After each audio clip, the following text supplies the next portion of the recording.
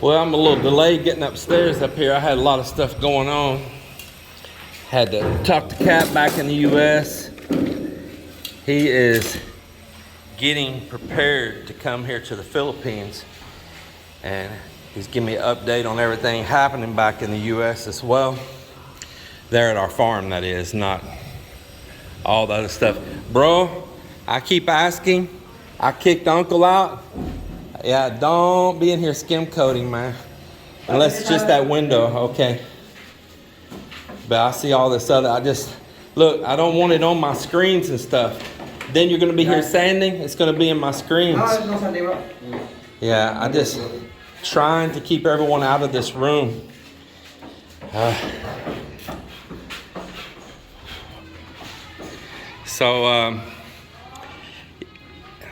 Been a little delay getting up here.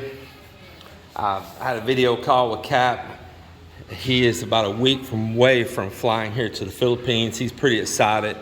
We was going over some things there he needs to do for coming here, and some things he wanted to make sure it was okay to pack in his bag and his suitcase, as well as maybe things that we need to do around the farm there before he goes. And he hands over the responsibility to somebody else there. So anyway, it was a good, enjoyable talk. I enjoyed visiting with Cap there on the phone. And I'm getting up here and trying to get my day started. I brought a threshold up here with me. This is a threshold that I shipped from the US. I've got more of them. I don't want to lose that hardware to it, I know that. In fact, there's supposed to be 2 little screws here that I might have to head back downstairs. I don't see them either. Yep, gonna lose the hardware here because somebody ripped the package open and it wasn't supposed to be open. And I'm gonna have to head back down the staircase. I had to get on to the kids last night. I set this down just for a second at the door down there. And I told myself when I set it down, I said, you know, if I set it here, within 5 minutes, there's gonna be a kid playing with it. And you know what? Within 5 minutes, there was a kid there playing with it and had a stone punching at the plastic and busting it up and hitting it there. So those kids didn't spend the night with us last night. They had to go home. I gotta go find those screws now, they're missing. And there they are on the ground down here. Yeah. Kids will be kids, right? Kids will be kids, but you gotta guide them. So for their little behavior, they had to go spend the night at their house last night. Over this. Kids will be kids. Out in our CR, one of the girls took a whole bunch of the soaps and shampoos, squeezed them all out, different things. Some of it was lotions, you know, whatever it was. Squeezed it all into a cup, wasted a whole bunch of our stuff out there. And we've had our toilet seat broke out there now. We've had the towel rack on the wall, ripped off the wall. Man, but we're trying to teach them. We are trying to teach them. It's all considered part of parenting. I'm not their parent, but they're gonna be around our house. We want them to learn and learn to be responsible, not so destructive. And it takes time. It takes time. And the adults here, they're just as bad as the kids. When they see something new, they too will have their hands so busy ripping the plastic open. Everybody got to touch it. Everybody's got to touch every piece of hardware. So I need to go hide this.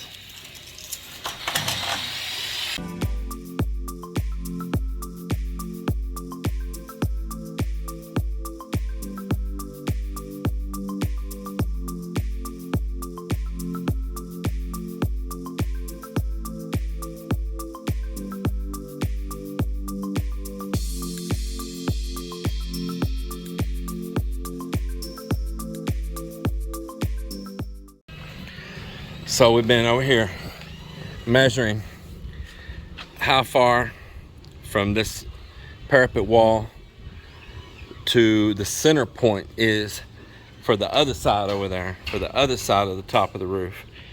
And we made a center point over there, which is at 15 foot 4 inches, 4.5 inches. And over there we have a center point on the other side that we made at 15 foot 4 inches. Now this side of the roof goes out further, or this side of the rooftop, deck top, goes out further than 15 foot 4 inches because it has this additional space right here. See if I can show you what I'm talking about. Here's the front of the house coming across. So that'll tell you how deep the main part of the house is for y'all that think it's so enormous. 15 foot 4.5 inches. So, 30, it's basically 31 feet deep. That's not greatly deep inside. Some of you think it's so huge, but yet it's not. So nevertheless, I am going to be extending these columns up right here, and we're going to go ahead and make the slope on top of the columns just how steel will set in the future on it to put a covered roof over this side right here, and to have a frame on the other side that we can pull a tarpaulin over if we're having some kind of event or something that's hot or a chance of rain, and then we can remove that tarpaulin off that frame on the other side when it's just normal pretty weather and we want to sit up and look at the stars. But this side over here, just to be honest, we'll eventually get a fixed roof over the top of it. And with that fixed roof, we're going to use it like a giant greenhouse up here on top that we can also hang out in. So we're going to grow all kinds of plants in here, but the big table out of that great big wood down below setting up here, and a hangout area plus growing food up here on top. So I'm going to use these polycarbonate panels. I know everybody's going to say, oh, but the typhoon. Well, those same polycarbonate panels are on gymnasiums here everywhere, and if they're properly attached, they survive. The key is making sure they're properly attached. And if we get some damage, it's not like it's the roof to our house, because this concrete's really the roof to our house with a membrane. And if it gets damaged, it gets damaged. I'll have to repair it down the road, but it may not get damaged. The key is the construction. I mean, any storm strong enough like came through, like Typhoon Odette that came through in the southern part of the country, it could do some severe damage, I agree. But the thing is, up here where we're at, we don't have a tendency to get those super severe typhoons through here. They tend to hit over to the east side of the country, coming in, hitting along up there by Leyte, Beagle, all them places over there coming in off the Pacific side. By the time they pass through over here, they have already usually, now this is curved, so you want to watch out about that. It's got a curve in it.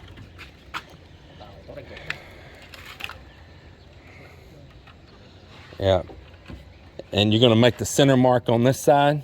Are you going to make it in the middle or this side? Because that, you'll have to put that to the middle then. Yeah. And so they pass across numerous islands and weaken down. They hit these big old mountains. You see these mountains up here? Hits those big old mountains, weakens it down before it comes here to us. So we can get some really nasty water. We do get some pretty good winds here, but it is extremely rare for us to get a hard hit direct typhoon. A lot of the typhoon damage here is more of flooding and the coastal homes that's built too close to the water. And when I say too close, I mean like right at the water, of it doing damage to those houses from the high water and the waves. So just want to explain that for any of y'all that are comparing us up here on Panay Island to the people down in the other part of the country that seem to get a lot of those strong storms. So we're going to be preparing these. That'll be shorter, higher. There's the midpoint going down, and the front one will be even shorter. And so that's what Mukmuk's working on. And we get that all set up. And in the future, most likely, this will be like a big old greenhouse up here on the roof deck. I'm gonna pull in screening, like that net screening around the sides. Huh? Well, we better level it because there could be a little difference. Yeah. Is that tube long enough? Are we gonna have to go halfway and then do it again? Yeah. I have not been able to source screws that goes into that C-purlin. Those self-tapping screws with the rubber washer. Now I know they have names and they got different names different places, so I'm not trying to give a specific name. Just those self-tapping screws that are for roofing, and it's got the rubber washer on it. There's different brands, different manufacturers, so I'm not trying to go with a name like that. I know those well because I did a lot of that. I cannot source good ones here in the Philippines. They're here, but they're not good ones, and they're made out of a cheaper steel. And I've noticed that the salt here really eats them up. We had them down on our old house down the beach. Man, did the salt eat them up. Some really good ones in the US, and I have a ton of them there at the farm. My God, I have some 5-gallon buckets just full of the laps and the ones that go right down in the sheets. So if you don't know what I mean by laps, when you put two pieces of sheet metal on top of each other, it starts out with a tiny little drill point and it gets fatter as it goes back, and so it drills a hole into those sheets, and then those real coarse fat threads pull into that hole and lock those two sheets together, and that's called a lap screw. I'll try to put a picture of it here. But in the US, I can get really good screws that don't rust, and I have them at the farm. And I actually just forgot to send those, and that was a mission of mine, to send those. Another technique for putting down that roofing that keeps strong winds from ripping it off, and this can be on a lot of different roofing. It could be on that regular corrugated galvalume. It can be on your on many kinds, just about any kind of die cut. Is you cut another strip of the same roofing, okay? You cut strips of it, maybe 2-3 inches wide, and right in the rows where you do your screwing down, you double it up right there. And it's best to take like some Buell tape and put on the back of it. Buell tape's this gummy, like gooey sealant. You see it a lot on RVs and stuff.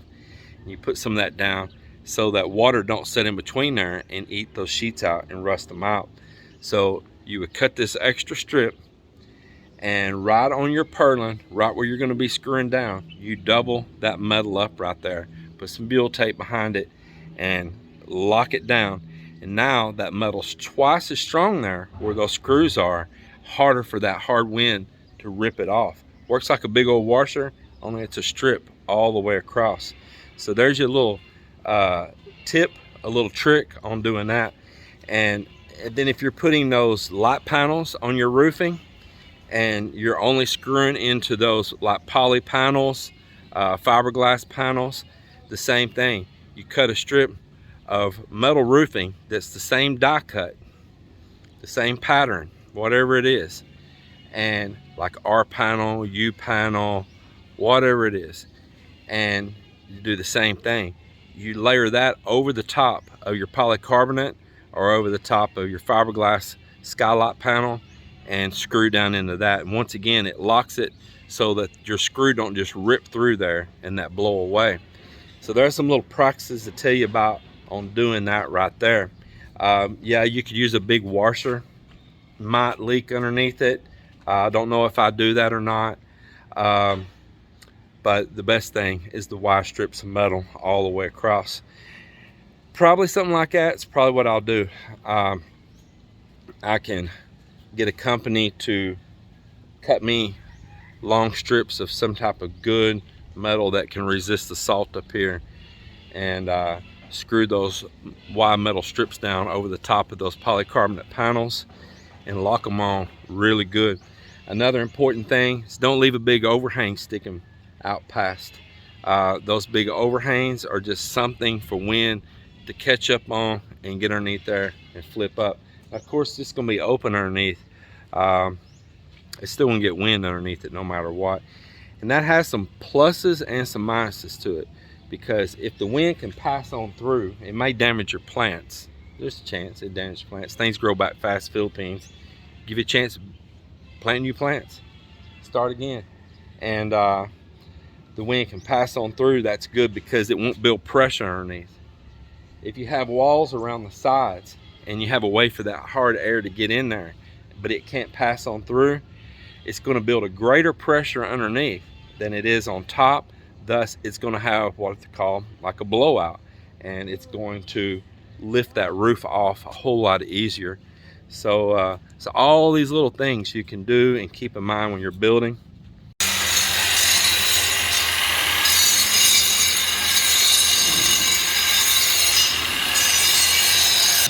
So Joel, he's been in here trying to set this door jamb and get it prepared to install the door here. Oh, you seen them? Yes. The ones that B-Bot's working on? Yes. They look good? Yeah, we'll do that soon. So you're about to work on this one here now, huh? So he's got to trim this one down shorter. It's too tall. Yeah, I put it up there yesterday. It'll fit, the opening fits. Yeah, just it's too tall. Here, I got it. Here at the side of the staircase. On the second floor, it's starting to get skim coated out too. We're getting it all prepared. Even though I see he's using the small trowel again because he's so in love with that small one.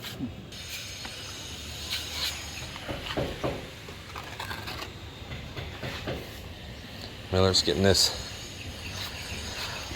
window opening here all prepared.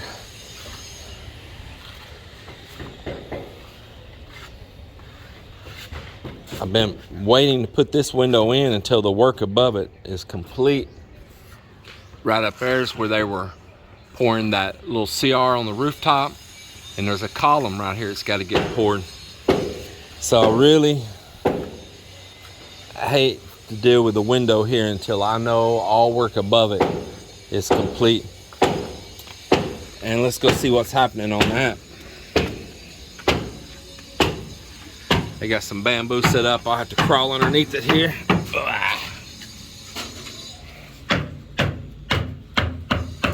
It's hard for a big canoe.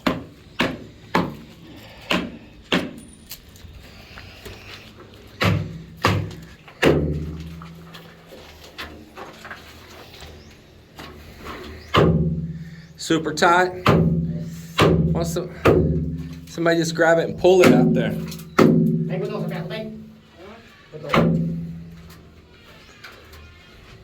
There you go.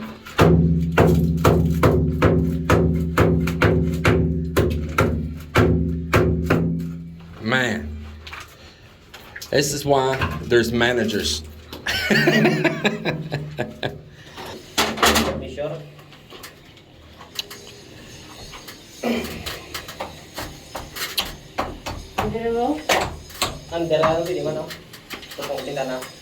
Yeah, that's why I'm thinking stay just below this window. That way I don't have to fit tiles around the window. Yeah. Yeah. We'll just go around like that. I'm just going to put a cheaper tile in here, not a fancy. Yeah, that'll work. I'll probably just put plain white tiles, just the ordinary. Yeah, well man, y'all can do all the prep work in here on this. A little chisel, a little grinding. Yeah, just clean it all up. I go ahead, even though you're going to be chipping, I go ahead and clean this up and then clean it again after you chip. That way you got a good place to work.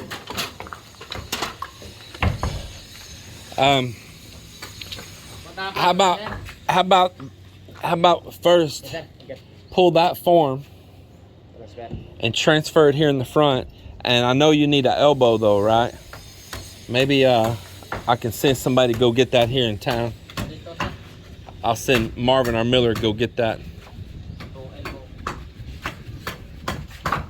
Really excited to see what these are going to look like. This one, this form should be the same on the other side, I think. Over on the other side. If the height's the same over there. If it's the same. Yeah. You know, but we need to measure. Thinking it might be the same as that one. But we'll need to measure the distance here to there, because this garage was built long before the house that's below right there.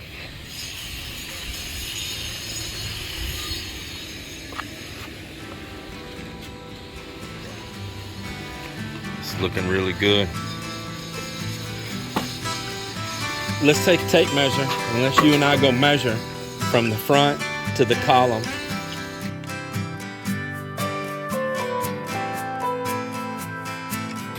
Yeah, I like that design. That looks good.